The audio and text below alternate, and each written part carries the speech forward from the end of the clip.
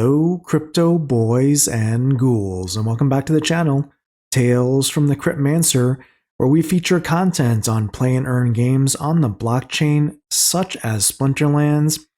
And in today's video, I want to talk about a potential solution that could be the silver bullet that solves all our problems that we as players are experiencing in the game of Splinterlands today. And yeah, I mean, this is probably going to be a controversial video, so strap on your seatbelt because the ride could get a little bit bumpy here. But I gotta say, I think this is something that's worth talking about in the community. So what if I told you that we have a solution that could fix these 4 problems within Splinterlands that the community talks about regularly? These are not unknown issues. These are well-known issues that many in the community have, I would say, voiced concerns over or possible frustrations over. And let's talk about these 4 issues or challenges within the game today. Number 1, bot farms eroding card values. We're talking about thousands or sometimes tens of thousands of bot farm accounts farming cards and just dumping them on the market and extracting value. It's a known issue.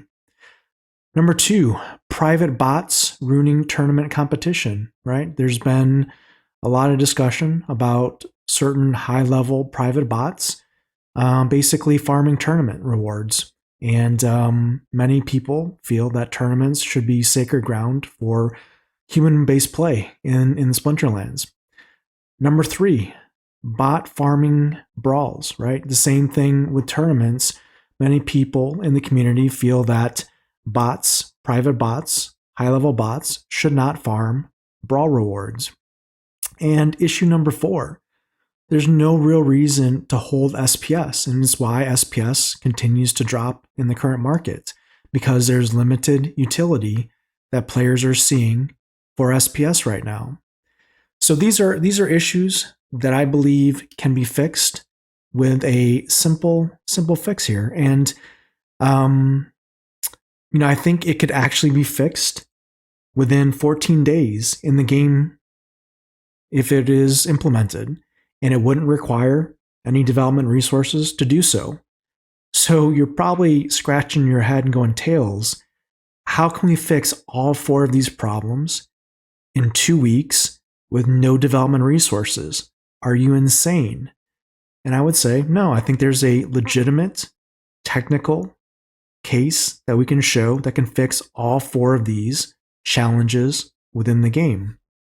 Now, I know in the past we've talked about different ways to at least address issue number 1, bot farms specifically, and that was talking about doing something like, basically authentication of a user to earn. But that was not received well by the team. The team specifically came out on a town hall and said, hey, we're not going to do anything like that in the near term.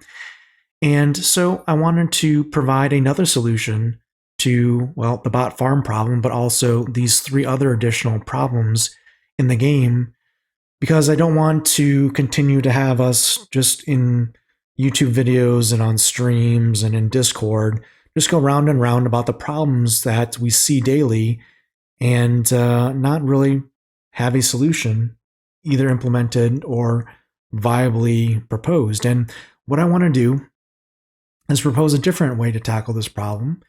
And I know, we're going to have the crypto bros out there going, but decentralization, anything we do has to be decentralized. Well, the good news is the solution that I'm going to present today is a decentralized solution. So all the crypto bros out there, don't worry. You're going to be okay. You're going to be okay. So what is the solution? Well, the solution is quite simple. And in fact, it's a technical solution that's already been implemented in the game previously, but it wasn't kept on permanently. And what is the solution? Well, the solution is simply disabling the Splinterlands Battle API. And that's the solution. So we've actually seen this in play in the past when there were performance issues in the game that crashed the game essentially and brought the game down. And the team disabled the API access for ranked battles and battle entries. And that's basically a kill switch for bots by doing so. And they were able to stabilize the game.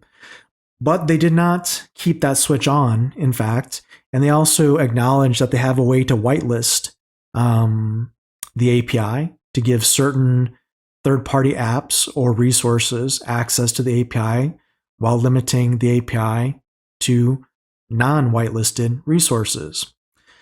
But, before we talk about technically how all this can work, the great thing about what we're going to propose is that technically it can be done. It's already been done previously.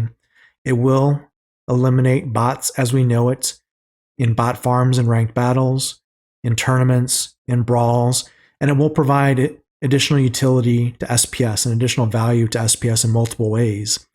And we as a community, as players, have the ability to have our voice be heard and have something like this implemented in the game. And how would we do that? Well, the proposal is quite simply two things that would happen through the DAO, right? Because we're talking about decentralization here. The first would be a DAO vote that technically does the following. First, it would turn off the Splinterlands battle API, period. That means ranked tournaments and brawls. The entry of those data for the game would have to be done on the website. All APIs would be halted.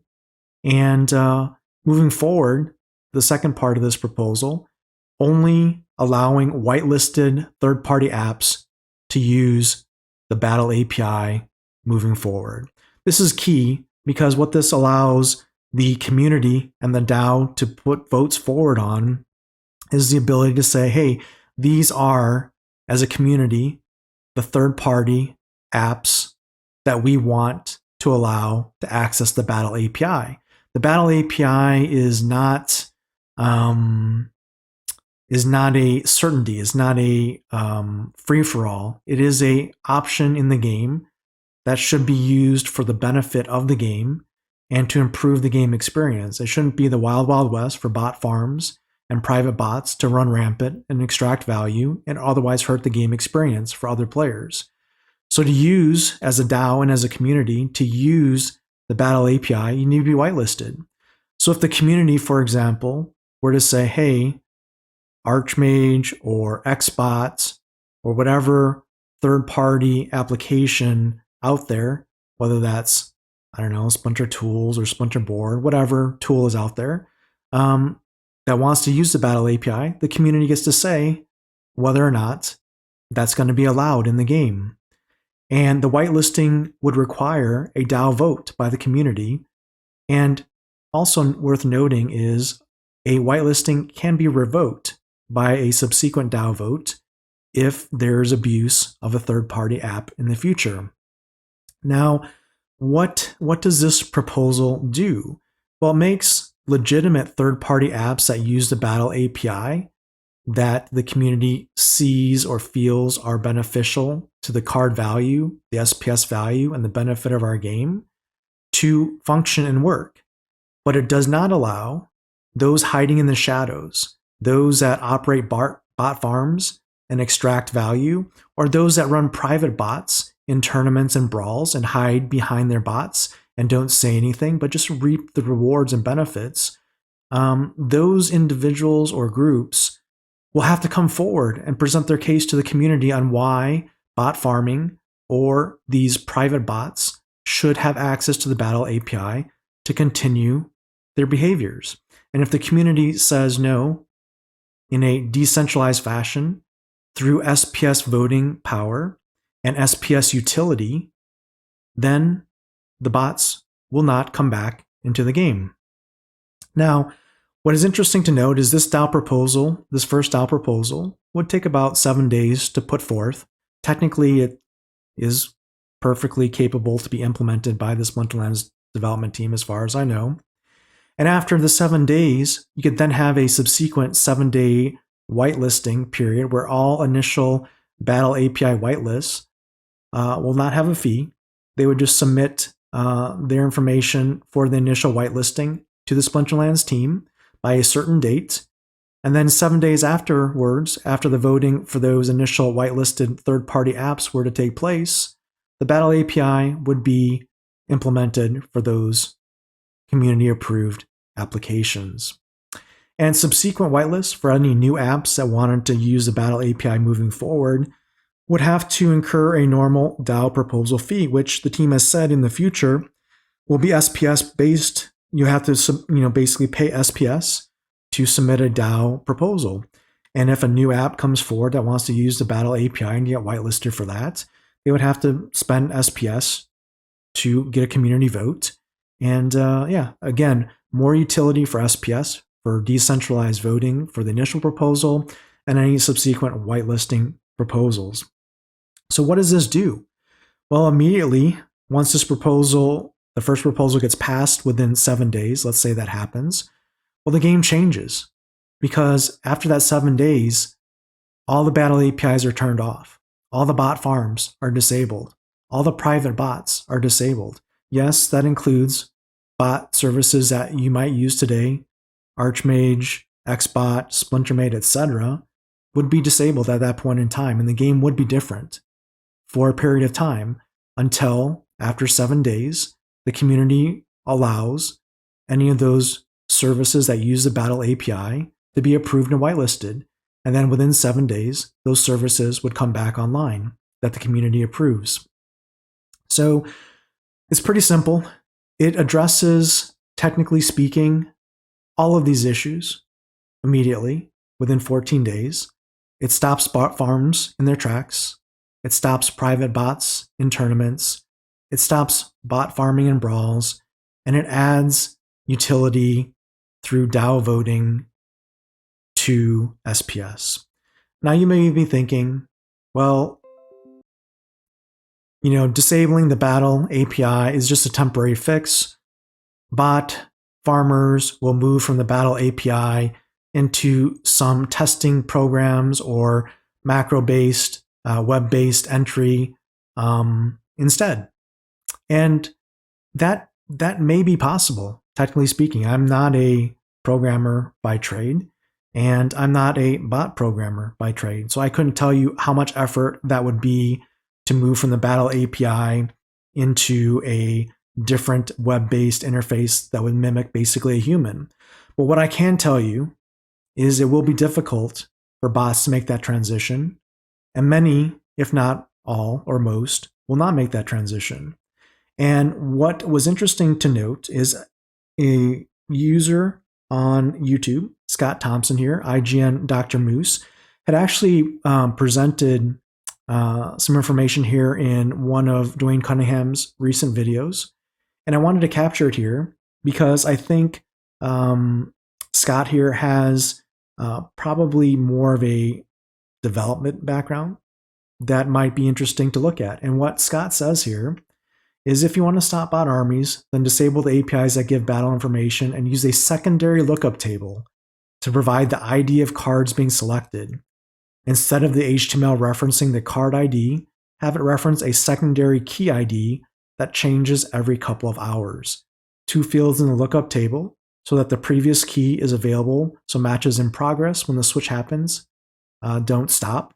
That way a bot has no reference to what cards are on the screen and they have no reference to the match rules. Bots solved. Now, I'll let those that have a development background go through and look into this specifically. But what it gives is a roadmap for the Splinterlands team to essentially not only stop bots immediately, but perhaps build a firewall or a way to prevent bots from ever entering the game again unless they're whitelisted. And this seems like a viable technical solution that, again, can be implemented immediately, solves lots of problems in the game, and instead of bending ourselves into pretzels trying to do things with soulbound cards and all this other nonsense. Just go to the heart of the problem, fix the problem, and do it in an efficient and technically feasible manner. And I really think that this API whitelisting and basically cutoff switch could be the silver bullet that addresses many of the issues, the pain points, and the challenges that not only we as players have, but the game and the economy and the adoption for new players coming into our game. These are all challenges that really could be fixed by this simple solution. So what do you think? Let me know in the comments below. Am I crazy? Or is this really a solution that is not only feasible, but one that should be voted on by the community, by the DAO, and looked at actively implemented in the game as a decentralized tool to make our game better? Until next time, keep stacking those stats.